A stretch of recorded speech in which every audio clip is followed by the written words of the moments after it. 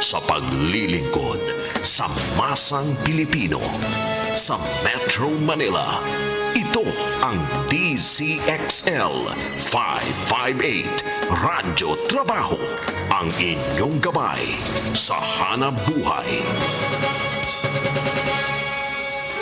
Tunay na tunay from Mula sa DZXL 558 Studio, narito ang programang Basta Promdi Lodi. Maghahatid ng serbisyo publiko, mga storya at balita ng bawat probinsya. Basta Promdi Lodi, ang programang may tunay na malasakit at puso sa bawat probinsya.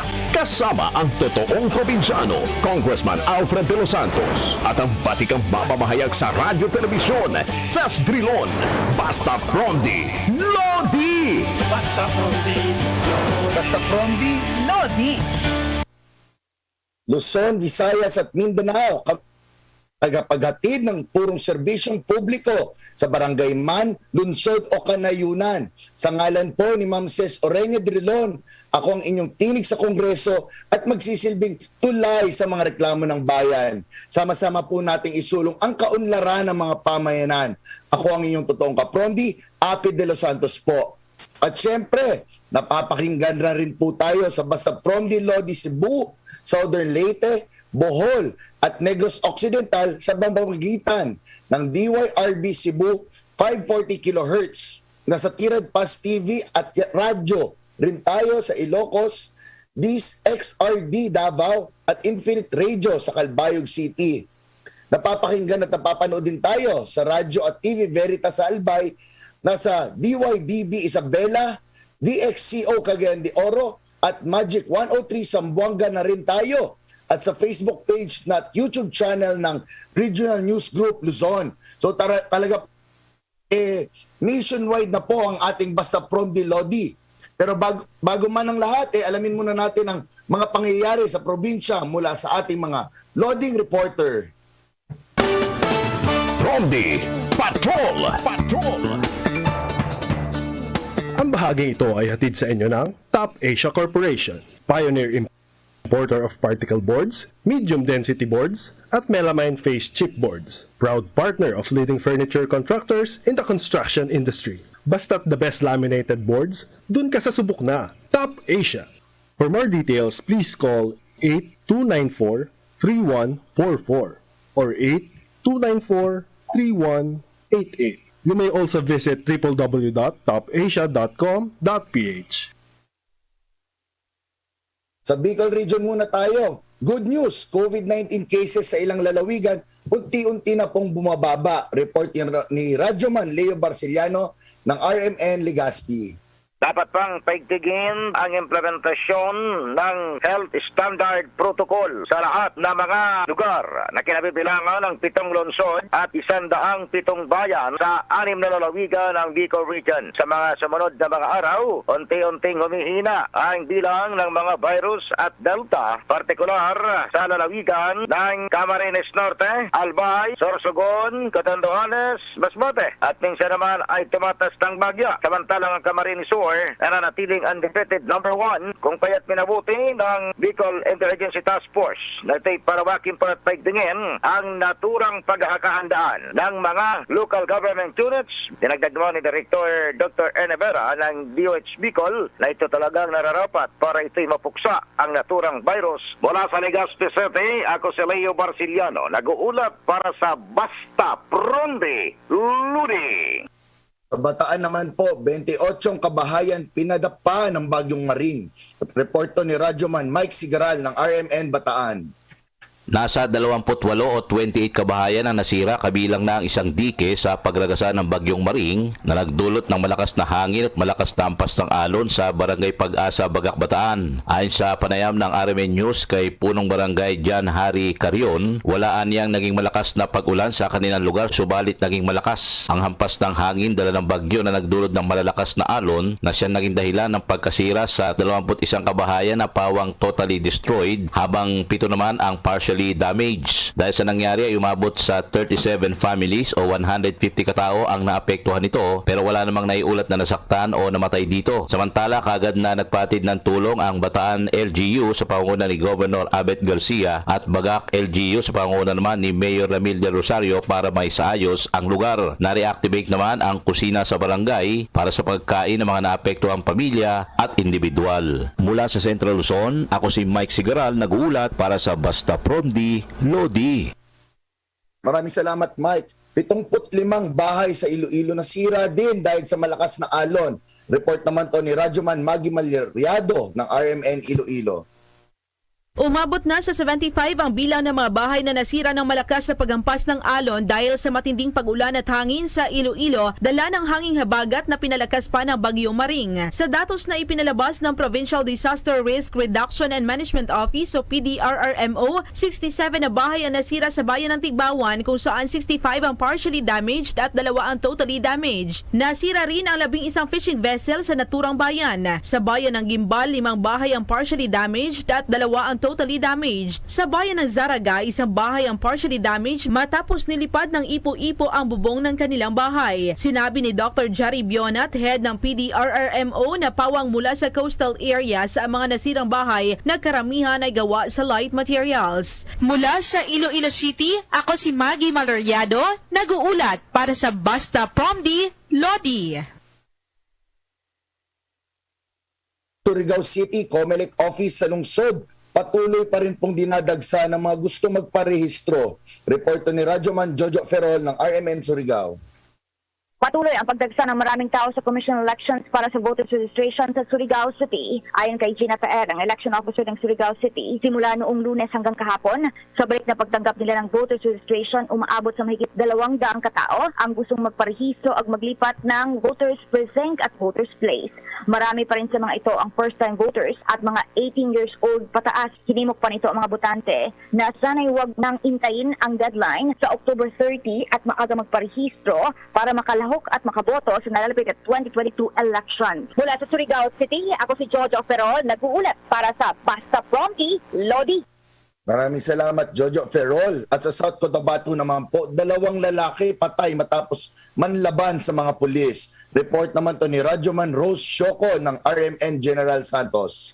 Patay ang 2 lalaki matapos ng laban sa tropa ng PNP. Nangyari sa National Highway ng Sitio Basak, Barangay Pulunuling, Tupi, South Cotabato. Kinilala ang 2 suspect na sina Ron Villorente, 24 years old, at Tata Villorente, magsasaka at parehong residente ng Purok 5, Barangay Simbo, Tupi, South Cotabato. Ayon kay Police Major Rafael Bangay Jr., hepe ng Tupi Municipal Police Station, nakatanggap umano sila ng report na may 2 lalaking kaduda-duda ang kilos habang nasa Tupi Fruit Park. Dahilan na rumisponde ang otoridad. Naabutan pa ng pulisya sa lugar ang 2 suspect pero tumakas agad matapos nakita ang tropa ng PNP. Hinarang naman ang tropa ng pulisya na nakabase sa checkpoint sa bayan ng Pulumulok ang 2 pero bigla umanong bumunot ng baril ang mga suspect at pinaputukan ang otoridad. Agad namang nakaganti ng putok ang pulisya na naging dahilan upang tamaan ang 2. Agad silang dinala sa hospital pero binawian ng buhay habang ginagamot. Sa ngayon inaalam pa ng PNP kung konektado ang 2 sa local terrorist group na kumikilos sa lalawigan ng South Cotabato. Mula sa General Santos City, ako si Radyoman Rose Tabosari Shoko, nag-uulat para sa Basta Promdi, Lodi.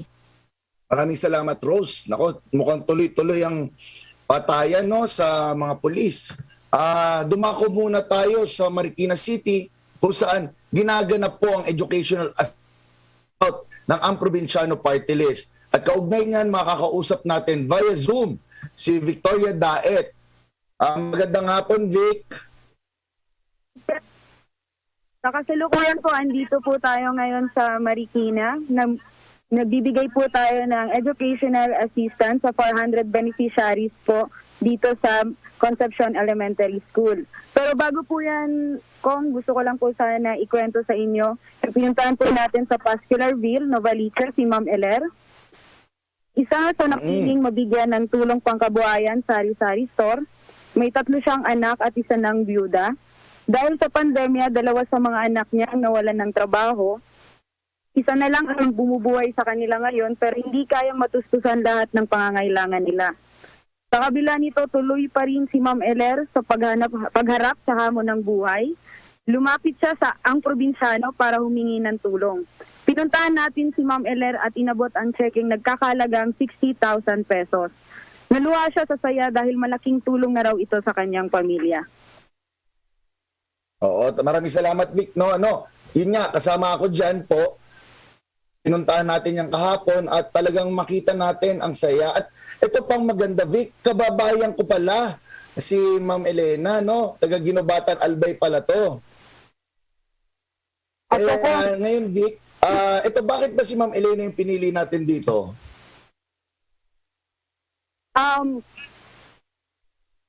Si Ma'am Elena kasi kung siya po ay lumapit sa kay Ma'am Bina, yung sa CFSI po.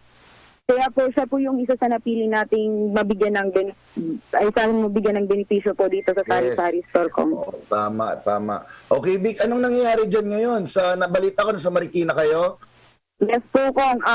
Sa ngayon po, pang 300 beneficiaries na po yung nabibigyan po natin ng educational assistance, Kong.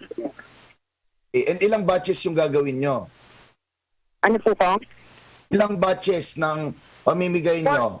4 batches po, Kong. Tatlong batch na po ito ngayong nangyayari dito. Very good. Oo. Kasi, alam nyo po mga ka-Promdi, hinihiwalay ng LGU ng Marikina ang pagbibigay ng educational assistance at ito na rin ay advice ng ang Probinsyano Party List upang maiwasan yung mass gathering.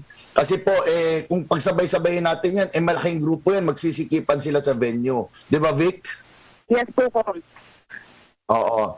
Ayan, maraming salamat. At sana patuloy ang pagdilibot ng ang Probinsyano Party List sa iba't ibang lugar upang magbigay ng assistance sa ating mga estudyante. Vic, kasama mo ba dyan si Mike Chua? Yes po, Kong. Kasama po natin dito si Sir Michael Chua po. Ayan. Makakausap naman natin si Mike Chua ng ang Probinsyano Party List. Mike, kamusta kayo dyan? Good afternoon, Kong Akid. Ano po ba ang tulong na dinadala ng ang Probinsyano sa kababayan natin dyan sa Marikina ngayon? Kasama ang pamilya natin dito sa ang Probinsyano Party List. Tayo ay nag-receive ng educational assistance para sa ating mga masisipag na estudyante na patuloy na nagpupursige sa kanilang mga pag-aaral. Mike, sinisigurado natin na yung mga masisipag yan, hindi yung baka yung binigyan natin educational assistance pang ML. Hello, Mike? Above, mga college students to. Oo. So, sino mga kasama niyo dyan mula sa LGU? Hello? Hello, Mike? Yes, Tong. Yes. Oo. So, sino mga kasama niyo dyan mula sa LGU ng Marikina? Kasama po natin ngayon si Mayor Marcy Teodoro at kanyang asawa at ang kanilang grupo. Kaya nagpapasalamat po tayo sa pagdalo nila sa atin dito sa Marikina. Pati na rin yung mga masisipag na kawani ng Barangay Concepcion na siyang tumulong sa atin para maisaayos itong event na ito. Wow, oo. So very supportive talaga si Mayor Marcy sa atin, no?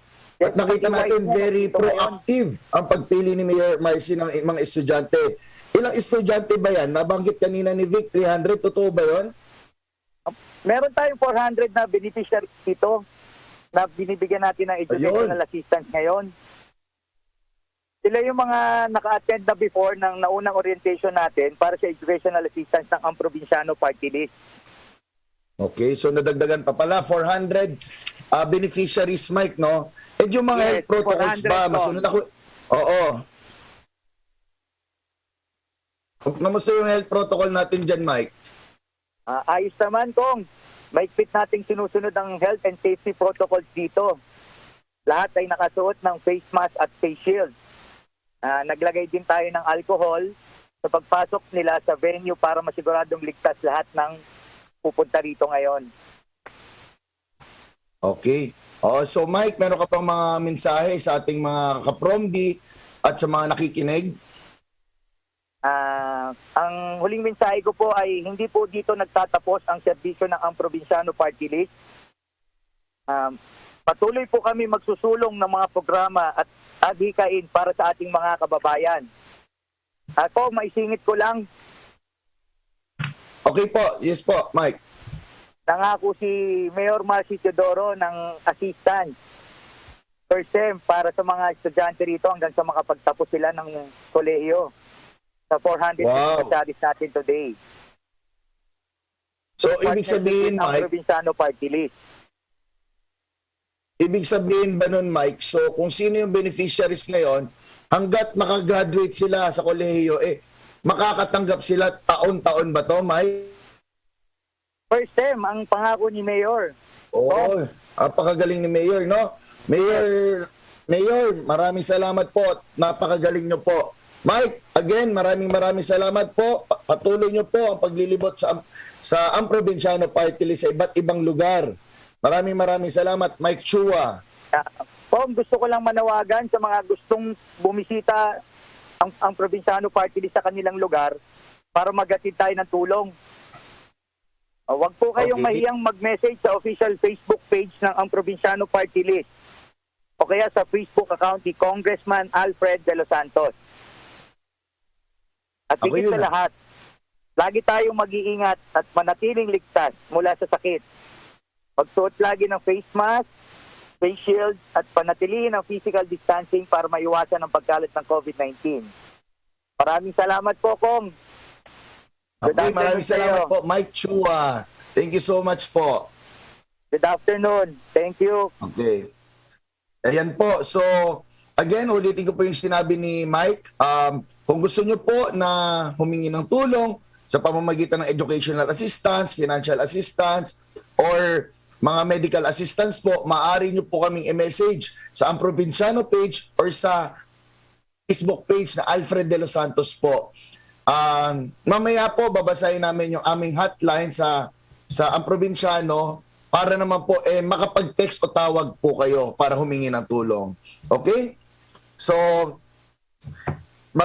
pumunta naman po tayo update sa pananalasa ng bagyo Maring sa Northern Luzon. Ano na nga ba ang kalagayan ng ating mga kababayan sa mga apektadong lugar gaya na lamang ng lalawigan ng Benguet? Nakita ko yung mga Facebook post po. Medyo talagang binaha at lumubog ang mga bayan katulad ng La Union at Nueva Ecija. So yan po ang ating aalamin sa pagbabalik ng Basta Promdi, Lodi. Tunay na tunay, Promdi. Ang programang may tunay na malasakit at puso sa bawat probinsya. Basta Promdi, Lodi! Sugar, creamer, coffee, sugar, creamer, coffee. Bored at home? Counting 3-in-1s. Count 3 sets of Warrior 3 pose. 8, 9, 10. Maintain your yoga fitness even while on lockdown. Feel the surge at home. Work out with our celebrity coaches and join your favorite classes like yoga, high-intensity interval training, Zumba, and more. For more information, check out our Facebook page, Surge Lifestyle PH. I feel the surge at home. Ang bahaging ito ay hatid sa inyo ng Alphard Primecon Construction. Hanap po ba ay di kalidad na pabahay, kalsada o anumang infrastruktura? Sa Alphard, siguradong di kalidad ang kagamitan at serbisyo. Alphard Primecon Construction. Kaagapay sa di kalidad na pag-asenso. Atin to!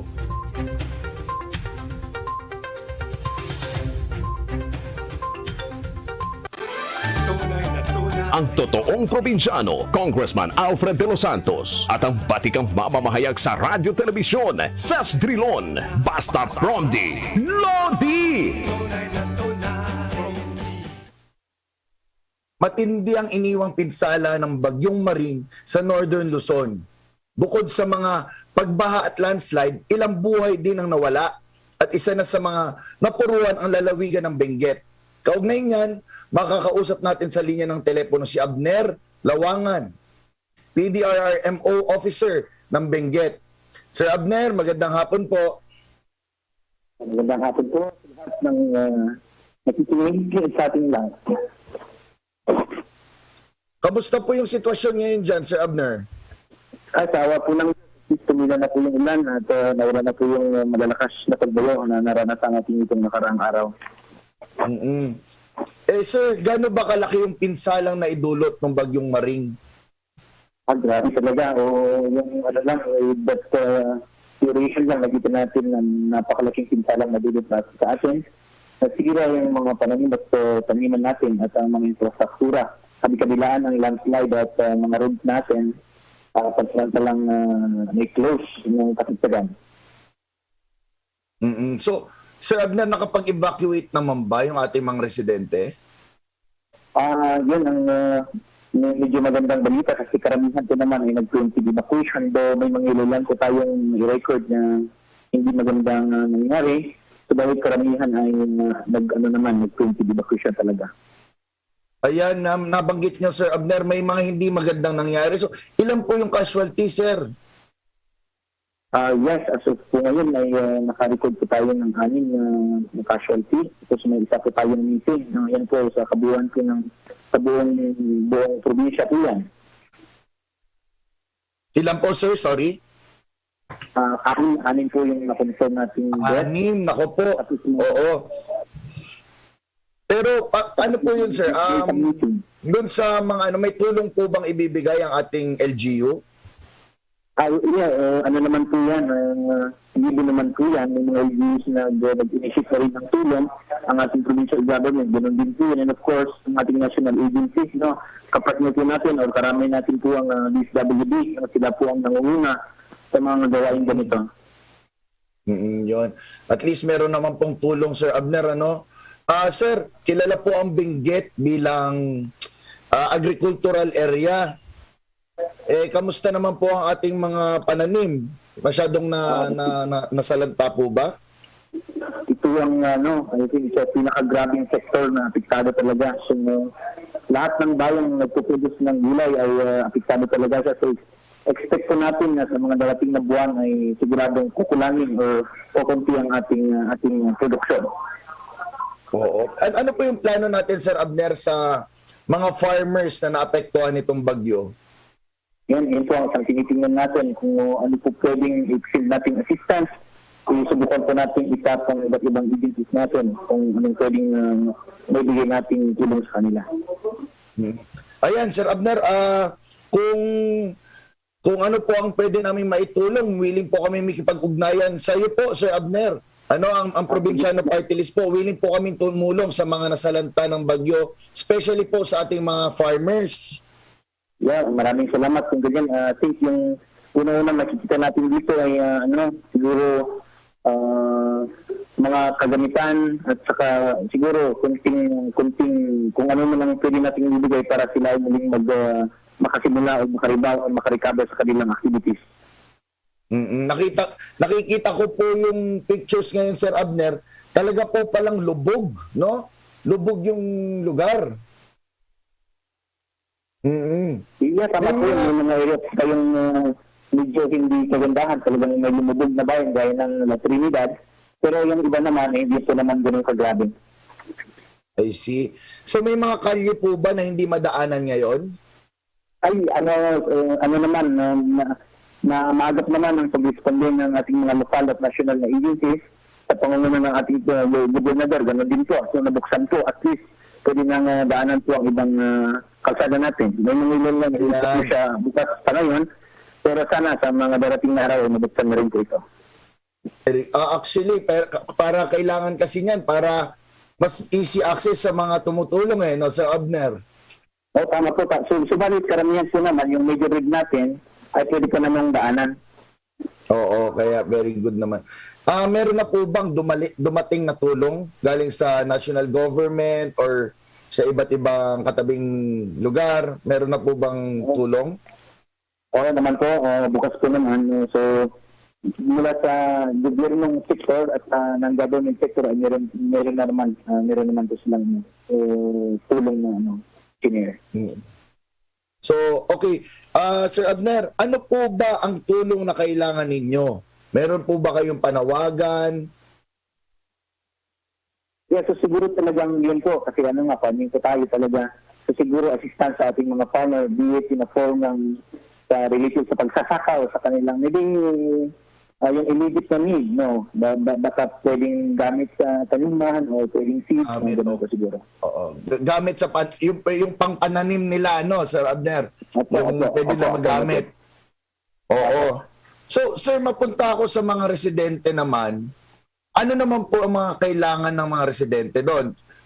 Katulad, kunyari sa amin, pag kami binagyo, talaga ang top priority namin ay tubig dahil wala kami magkukuha ng malinis na tubig. So, para po sa mga residente ng Benguet, ano po kaya yung mga top priorities nila? Parang ganun din po, no? Basically po yan, mga pagkain din po na yan. Of course, sa mga nasiraan na kabahayan, siguro, mga gamit para iayos kung ano mga nasirang property po na. Okay, oo. So, sir, ano po ang mga proyekto o plano natin sa mga nasalanta ng bagyo? Meron po bang projects na or mga activities na tayong gagawin? Yan talaga, kailangan natin pag-isipang maigi. So, yung tatlong partners natin, local departments natin, para pag-isahin po yung direksyon ng ating proyekto at ano mga hakbang gagawin. Okay, oo. Sige po, may mga huling may mensahe po ba kayo, Sir Abner? Sa mga nakita namin limit na safety, laging handa, yung pakuna, lalo na po yung pandemya. Okay, okay. Sir, last na lang, kamusta po ang COVID dyan? Ganun din po, meron pa rin yung makikita natin paggangat ng kaso. So, pinapakiusap natin ang iba yung pag-iingat sa ating mga kababayan. Okay. So maraming salamat po, Sir Abner ng PDRRMO ng Benguet. Maraming salamat po. Maraming salamat po at mabuhay po kayo.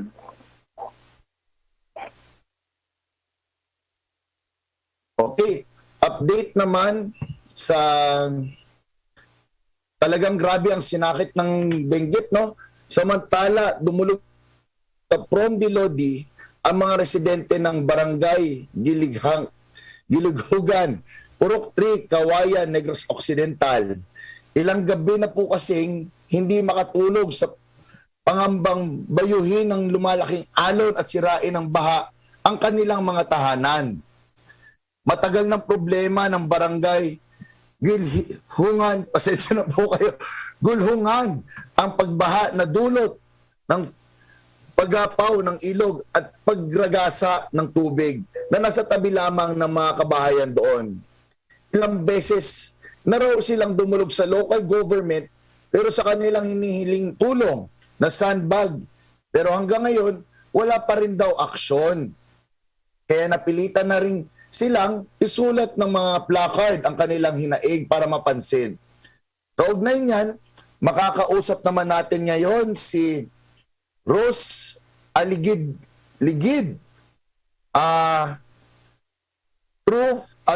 Truth Call, ang leader ng asosasyon ng mananagat. Okay. Ma'am Rose, magandang hapon po. Magandang hapon po. Ma'am, nakatulog na po ba kayo? Po? Ma'am Rose, nakatulog na po ba kayo?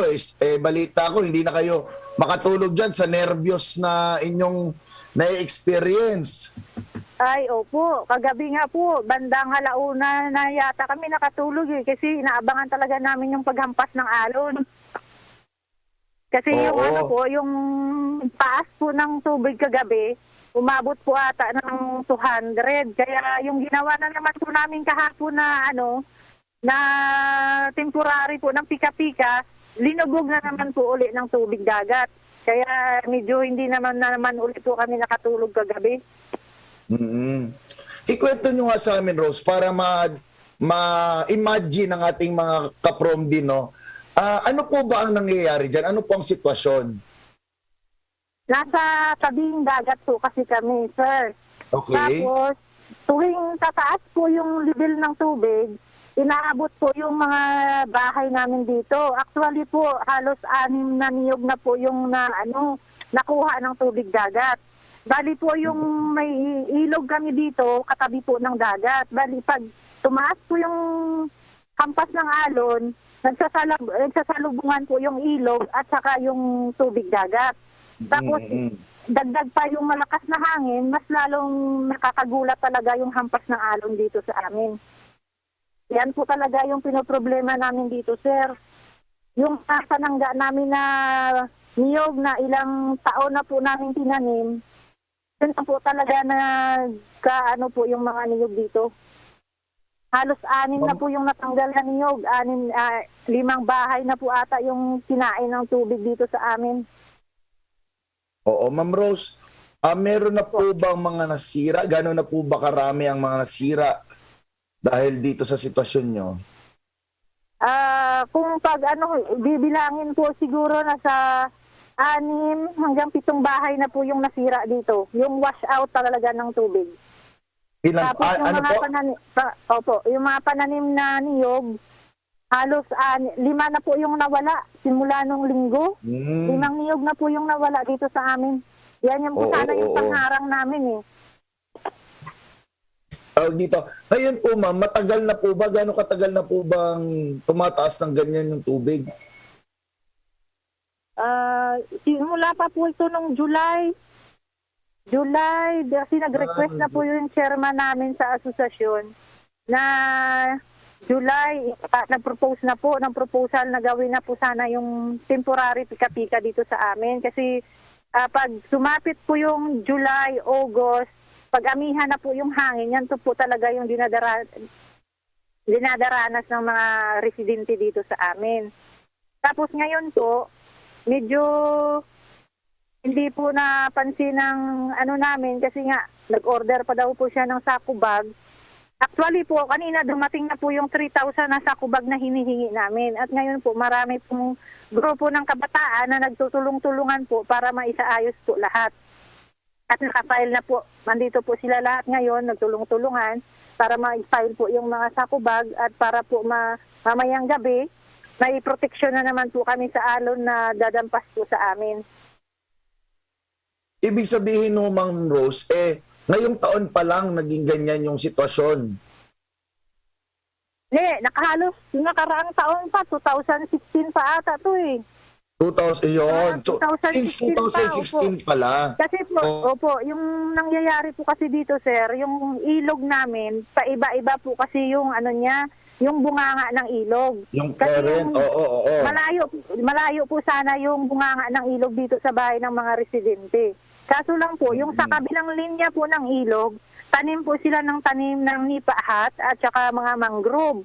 Ngayon po, yung dito po sa amin, sa may mga bahay ng mga residente, unti-unti pong kinakain ng tubig ilog yung mga tanim namin ng mga mangrove. Hanggang sa dito na po, yung bunganga ng ilog, dito na po banda sa amin, hanggang sa nagsalubungan na po sila ng tubig dagat. And wala daw pong sinasabing planong project or infrastructure man lang, slow protection sa na pinaplano ng inyong LGU? Actually po, sir, yung proposal po ng chairman, approve na naman po daw. Yan po yung sabi niya. Kasi nga nakita ko yung kontrata kahapon, okay naman. Pero sabi nila, kailangan pa daw yun ng mga pag-usapan ng mga board of director. Yung temporary na paglalagay lang po ng pika-pika.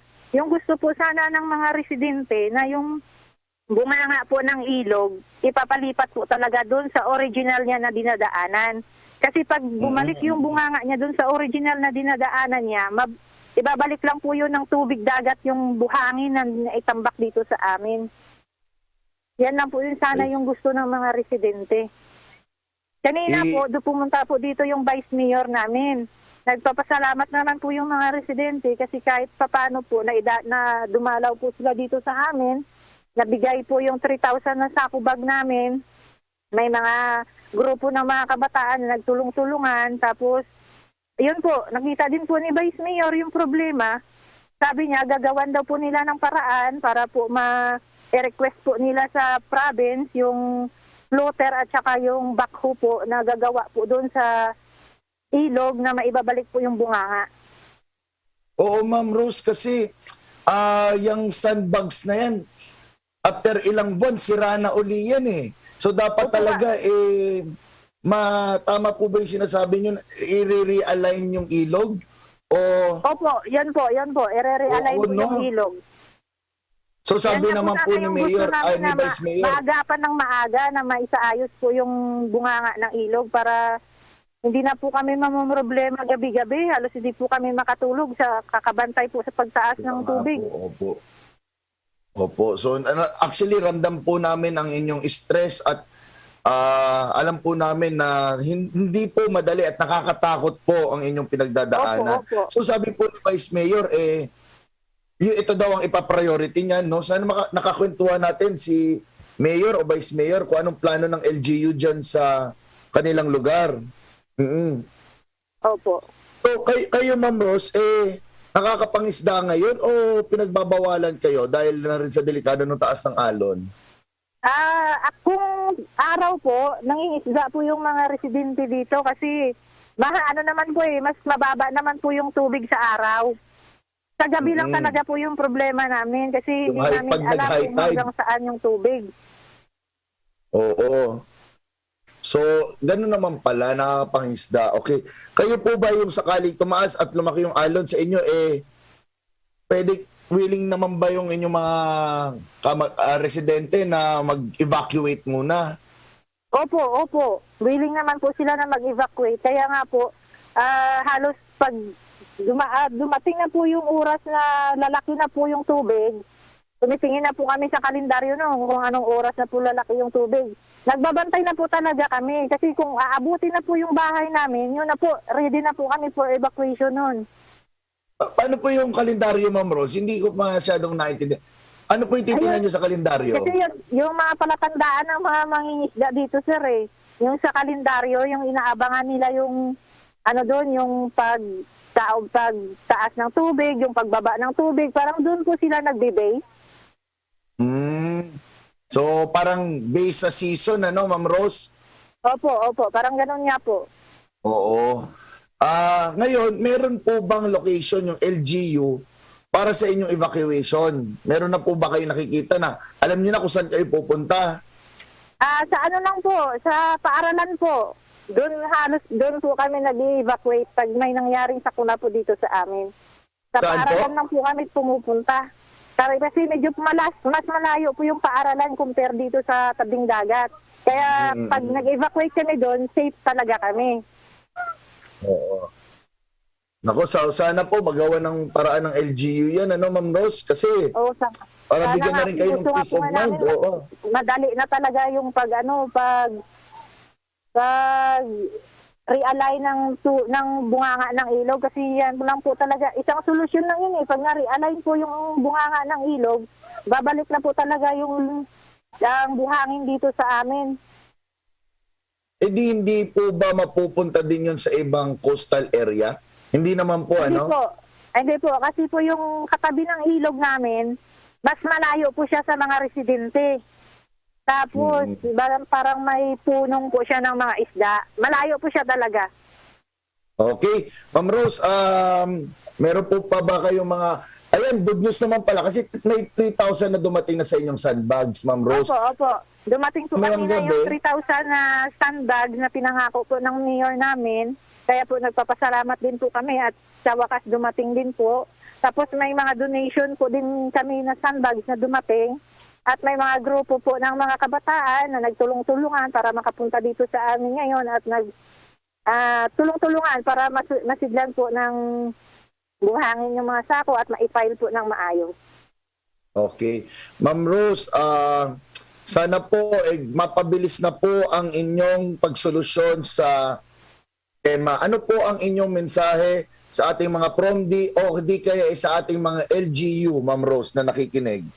Sa mga nakikinig po ngayon, lalo-lalo na po sa ating mayor, sa ating mga opisyalis, sana po pakibigyan naman po ng pansin ang problema namin na matapos na ito at masolusyonan.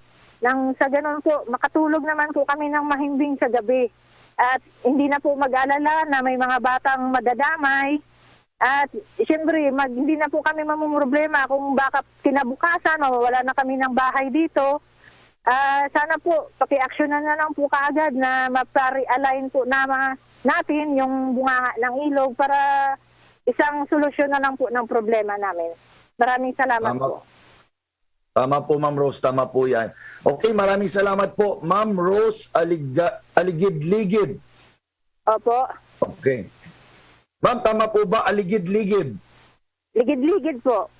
Ligid-ligid. Okay, parang rolling, Ma'am Rose.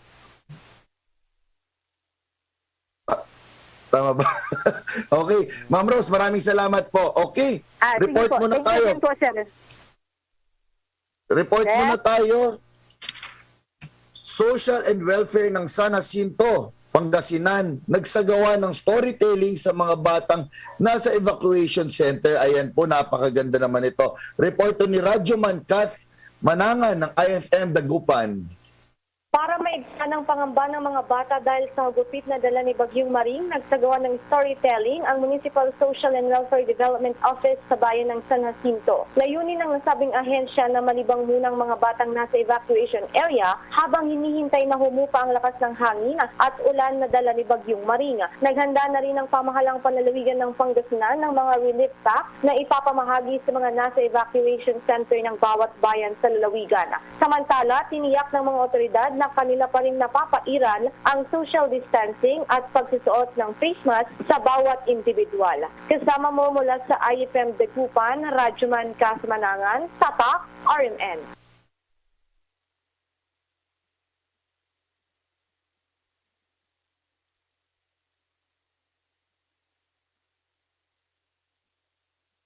Maraming salamat, Kat. At ito, nakakalungkot na 2 batang natabunan ng lupa sa Baguio City, patuloy pa rin hinahanap. Reporto ni Radyoman Josem Mangangay ng IFM Baguio. Patuloy ang search and rescue operation ng pinagsama-samang grupo ng mga miyembro ng Baguio City Police Office, Philippine Army Reservist, Philippine Navy Reservist, CDRRMO, BFP Baguio and Cordillera, Baguio Water District at ng ilang mga volunteer groups mula sa Barangay Dominican at Dagshan sa paghahanap sa 2 batang natabunan ng lupa sa Barangay Dominican Mirador sa kasagsagan ng pananalanta ng Bagyong Maring. Unang nailigtas ng mga responders ang 45 anyos na lola ng mga bata habang kahapon naman ay na-recover at natagpuan ng patay ang kanyang 49 anyos na asawa. Nakapagtala ang CDRRMC ng 25 na insidente ng landslide o soil erosion, 12 report ng nabunot at natumbang mga puno at 7 kabahayang napinsala kung saan 3 sa mga ito ay tuluyang nasira. Ilang poste din ng kuryente ang pinabagsak ng bagyo na siyang nagdulot ng malawakang brownout sa buong lungsod. Sa kasalukuyan ay naibalik na ang supply ng kuryente sa malaking bahagi ng lungsod. Tinatayang 65 pamilya na binubuo ng humigit kumulang na 285 individual ang naapektuhan ng Bagyong Maring sa lungsod ng Baguio. Nag-uulat mula sa IFM Baguio, ito ang inyong radyoman Joseph Mangangay para sa RMN News Nationwide. Maraming salamat, Josem. Alam niyo po mga kapromdi, talagang naramdaman natin, ang lakas pala talaga nitong Typhoon Maring. No, iba-ibang lugar, iba-ibang magkakalayong lugar, pare-parehas yung nangyayari na na-flooded. Marami po, yung iba po talaga may mga casualties. So, continuously susurveillance po natin at monitor po natin ang mga ang epektong dinulot nitong Typhoon Maring at magdadala po tayo ng tulong sa mga lugar na ito. Okay, maging good news naman muna po tayo. Isa pong guro ang gumagawa ngayon ng pangalan sa kakaibang estilo nito ng pagtuturo ng pagsusuot ng mga costumes at nag-aanyong superhero character. Kung sino siya, mukhang mapapalipad tayo dito at ipapakilala naman natin siya sa inyo sa pagbabalik ng Basta Promdi Lodi. Ang totoong probinsyano, Congressman Alfred de los Santos at ang batikang mamamahayag sa radyo telebisyon, Sas Drilon, Basta Promdi Lodi! Sugar, creamer, coffee, sugar, creamer, coffee.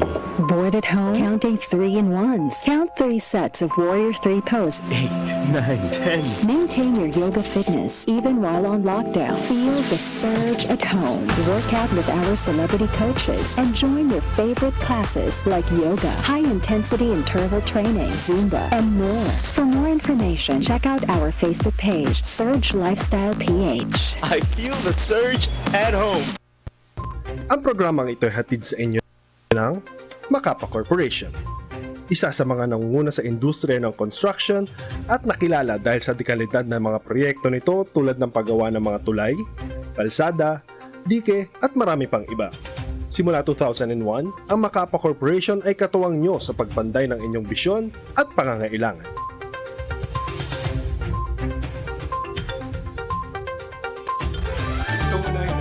ang totoong probinsyano, Congressman Alfred de los Santos, at ang batikang mamamahayag sa radyo telebisyon, Sas Drilon, Basta Promdi, Lodi! Ito ang istoryang magdadala ng good vibes sa inyo ngayong hapon. Isa pong guro ang gumagawa ng ingay sa kakaiba niyang estilo sa pagtuturo kung saan gumagamit siya ng mga costumes at nagaan yung superhero sa tuwing siya ay nagtuturo. Siya si Teacher Eileen Santo Domingo, Master Teacher 2 sa Binangonan Elementary School sa Rizal.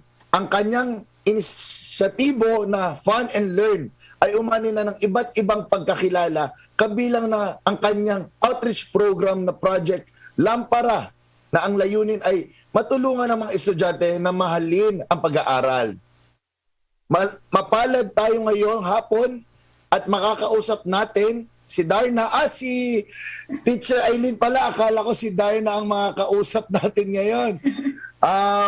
Ma'am Eileen, good afternoon po. Yan. Isang masaya at mapagpalang araw po sa ating lahat. Magandang araw po, Congressman, sa lahat po ng mga nanonood ngayong araw na ito. Ayan po. Ma'am Eileen at Teacher Eileen, saan niyo po nakuha yung idea na gawing creative? Napaka-creative po nitong naisip niyo. Saan niyo po nakuha yung idea? Kasi po ako'y matagal na rin guro sa paaralan.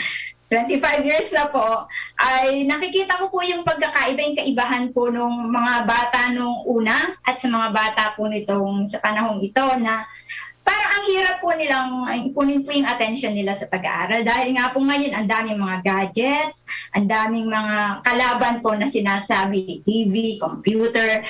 Kaya po nung taong 2016, naisipan ko po na, teka nga, mabigyan nga ng magandang gimmick. Ang una ko pong sinuot nun ay bruha kasi noong po ay panahon ng medyo uso yung mga undas-undas nun. Ang mga bata po, grabe, tuwang-tuwa po, teacher, bukas uli. Alam niyo yung excitement nila. Kaya wala po nun, lagi na ako nagko-costume. At ang mga bata po, talagang gustong-gusto nilang pumasok araw-araw. Ang laki po ng epekto sa pag-aaral nila na madilim pa, ready na sila, nakabihis na sila ng pampasok, sinesend sa akin ng mga nanay nila. Kaya po sabi ko, ipagpapatuloy dito at ginawa ko pa po siyang outreach program kasi nakikita ko po yung potensyal niya na makapagbigay talaga ng kasiyahan sa mga bata. Tsaka bukod po rin, syempre, yung aral na maibibigay sa kanila, kasi po ito pong project lang para talaga pong ang purpose ito ay storytelling, makapagbigay ng saya sa mga bata. May mga palaro po kami kasama ang aking team po na binubuo ng mga magulang, mga kapwa ko guro at mga bata po na mga volunteers po mula sa aming bayan, Binangonan, Rizal. Kaya pa nagpapasalamat po ako sa aking team na kung di po dahil sa kanila, wala pong project lang para at sa mga sponsors po namin. Wow, talaga nakakasaludo, Ma'am Teacher Eileen, ang inyong ginawa at pati na rin po yung inyong project, no? Ma'am, sabi niyo po taga Binangonan, Rizal po kayo. Paano po kayo napunta sa Camotes Island? Ay, kasi meron po akong mga kaibigan na nasa malalayong probinsya po.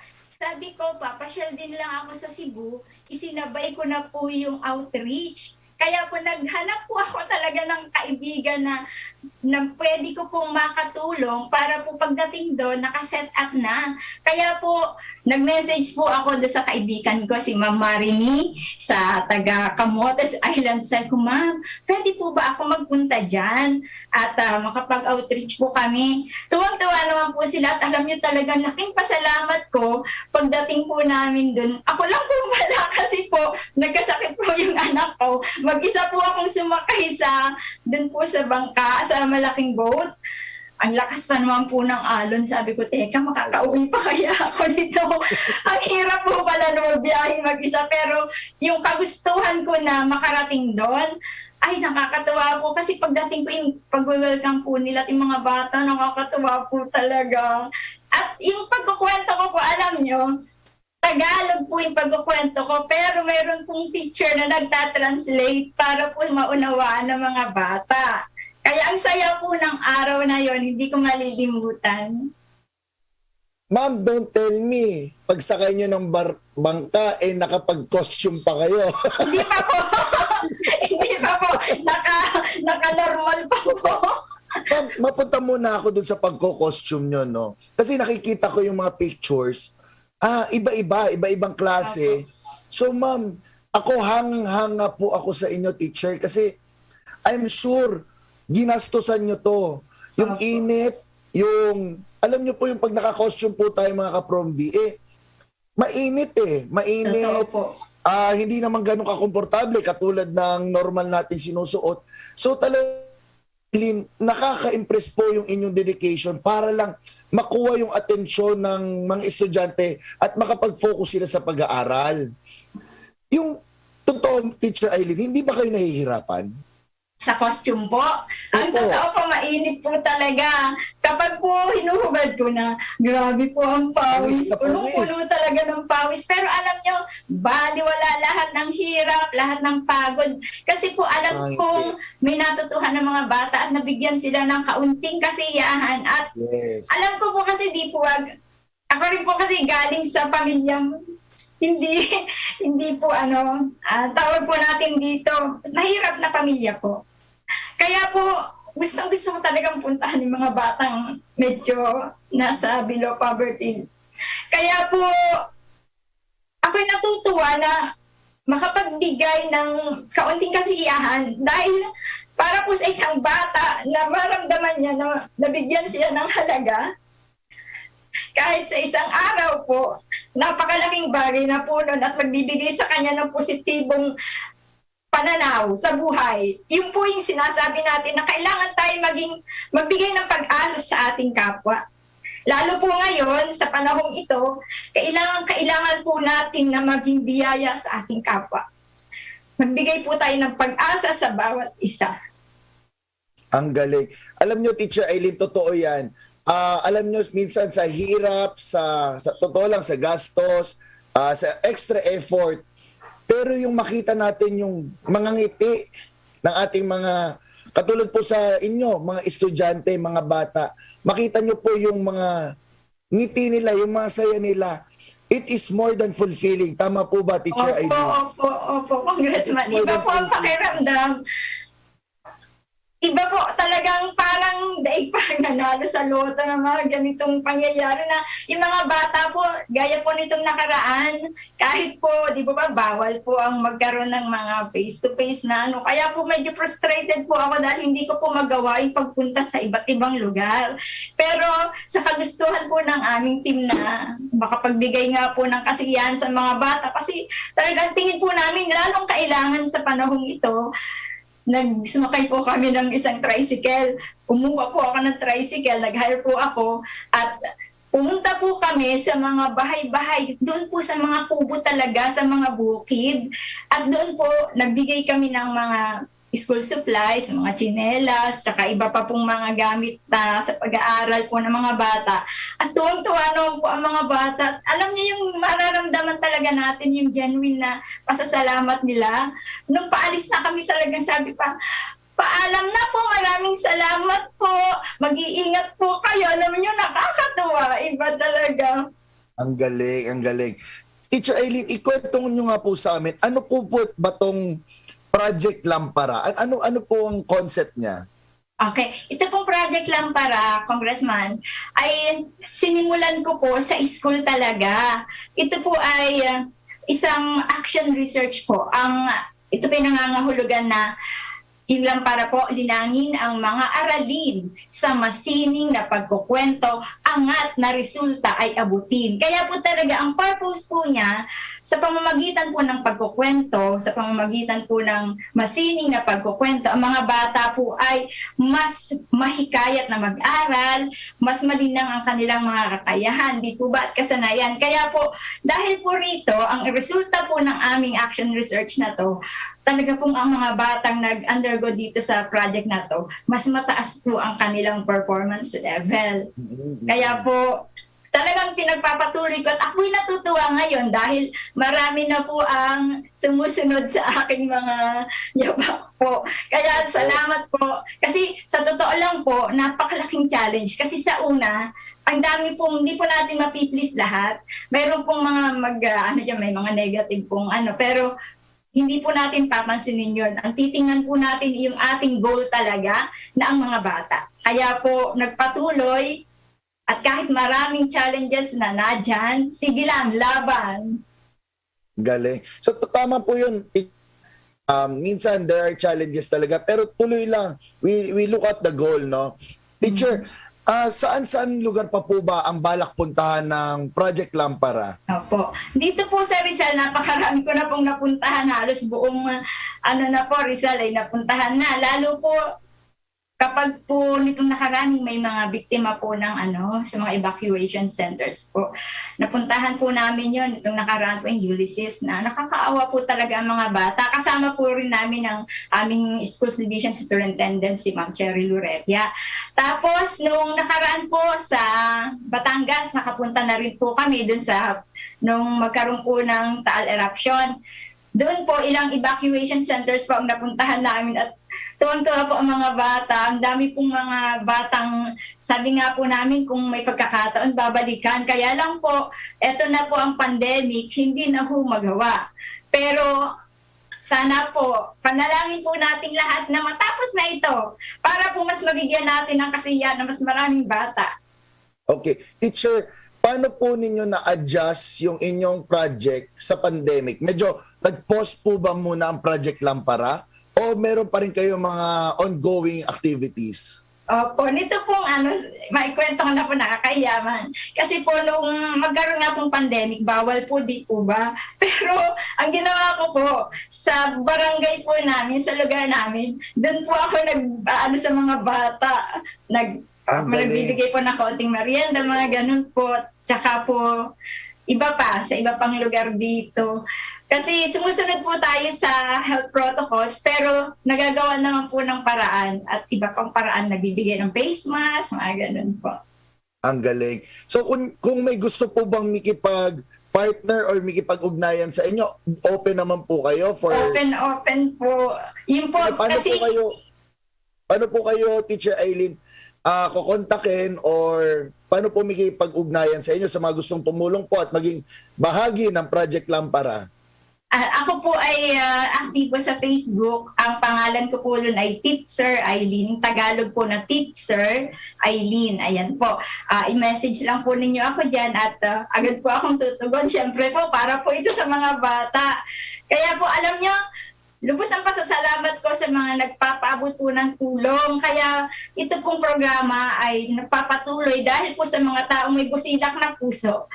Kaya po salamat po at sa mga tao rin po na sumusuporta, hindi man po sa pinansyal o sa material. Alam niyo yung mga kasama ko na nagluluto, yung pong nagluluto, namamalengke, nagpahahain sa mga bata, naghuhugas sa mga pinagkainan, nagpapalaro, at marami pang iba. Talagang yung po ang mga gawain nilang yun ay aking lubos na pinahahalagahan. Ang galing. Okay, Teacher Aileen, meron ka po bang mga mensahe sa ating mga nakikinig, sa ating mga kapromdi? Sige po. Ayan po. Ako po ngayon ay kasalukuyang nasa DepEd TV at DepEd Itulay. Patuloy po nating ginagawa ng paraan na maitawid ang pagkatuto ng mga bata sa panahong ito. Kaya po atin pong pagtulong-tulungan na maitawid sila. Magkakasama po tayo, mga magulang, stakeholders, at tayo po mismo, tayo po ay magtulungan dahil walang ibang tutulong sa mga bata kung hindi tayo po. Maraming salamat, Teacher Aileen Santo Domingo. Talaga pong nakaka-inspire ang inyong story at sana po mas marami pa po ang inyong matutulungan. And Teacher Aileen, makakaasa po kayo na ang Probinsyano Party List po, makikipag-ugnayan po sa inyo. Tutulong po kami sa inyong advokasya. Maraming salamat po. Isang biyaya po ang maging panauhin sa inyong programa. Maraming salamat po, Congressman, at sa inyo pong lahat. Ayan, maraming salamat si Teacher Aileen Santo Domingo. Talagang nakaka-inspire ang kanyang kwento. Okay, so sayang, inabot na tayo ng oras at yan po ang isang araw naman ng ating paglilingkod sa ating mga kababayan. Muli niyo po kami samahan na isulong ang kaunlaran sa mga lalawigan at itaguyod ang kapakanan at iangat ang husay ng mga probinsyano. Sa ngalan po ni Ses Drilon, ako po si Api De Los Santos, ang inyong totoong kapromdi. Hanggang bukas po, maraming salamat sa inyong lahat. Ang totoong probinsyano, Congressman Alfred De Los Santos at ang batikang mamamahayag sa radyo telebisyon, Ses Drilon, Basta Promdi, Lodi!